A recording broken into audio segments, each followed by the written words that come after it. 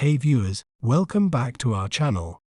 Today, we're delving into a captivating term that is a bird, famous for its distinctive call, which sounds like human laughter.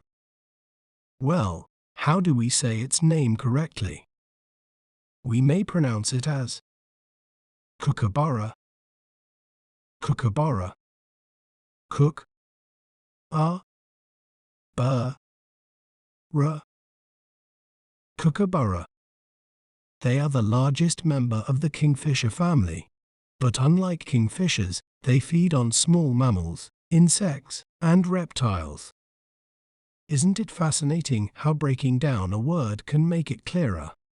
If you enjoyed learning about kookaburras, be sure to subscribe to our channel for more educational content. Thanks for watching. Remember, knowledge is power. See you next time.